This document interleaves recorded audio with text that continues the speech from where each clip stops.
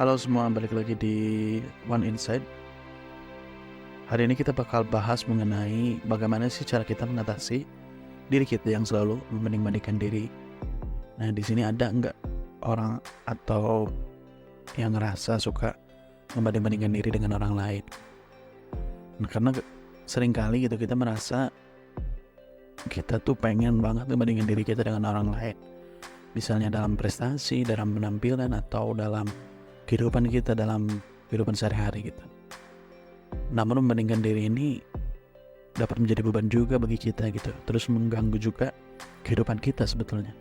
Karena yang tadinya kita misalnya mau fokusnya untuk mengembangkan diri, mengembangkan karir, kita malah jadi fokus membanding-bandingkan diri kita dengan orang lain. Nah, salah satu penyebabnya mungkin adalah karena tekanan dari lingkungan sekitar atau dari media sosial gitu, ketika lihat teman-teman kita yang udah mencapai ABCD gitu, atau mungkin tekanan dari keluarga mungkin, atau teman-teman, atau siapapun ya. Nah, sehingga memunculkan perasaan yang tidak puas gitu dengan diri sendiri gitu. Wah, kok aku kayak gini gitu, sementara teman-teman aku udah kayak gitu, padahal kita sama gitu misalnya ya. Nah, kalau kita selalu melakukan hal-hal seperti ini, hal-hal ini juga bakal membuat diri kita menjadi rendah diri gitu, terus jadi cemas gitu, terus ngerasa kalau kita nggak bisa mencapai apa yang teman-teman kita bisa capai gitu.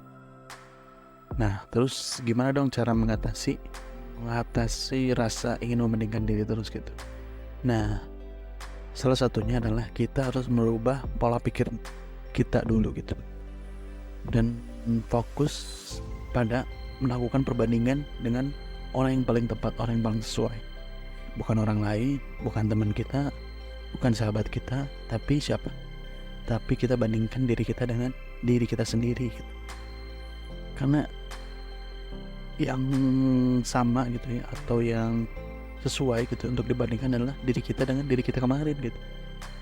Misalnya kemarin kita belum bisa menggambar, hari ini kita lebih baik lagi dalam menggambar. Nah, dengan membandingkan diri kita dengan diri kita yang kemudian akan membuat kita jadi ngerasa lebih percaya diri, terus lebih jadi nggak terbebani lah ya, atau jadi kita tuh ngerasa ya yang harus dikalahkan adalah gue sendiri gitu. Jadi kita lebih fokus kepada mengembangkan diri, meningkatkan skill, dibandingkan kita membandingkan dengan orang lain gitu.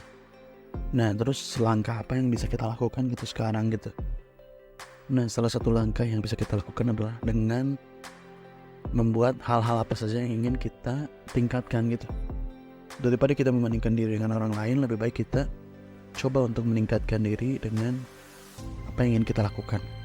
Misalnya tadi ya, kita jadi pengen menggambar gitu. Biar gambar kita lebih bagus ya, kita berlatih menggambar gitu, dibandingkan kita mesti banding-bandingin diri dengan orang lain gitu kan. Nah, kesimpulannya adalah kita sekarang udah tahu gitu kenapa sih kita membandingkan diri dengan orang lain.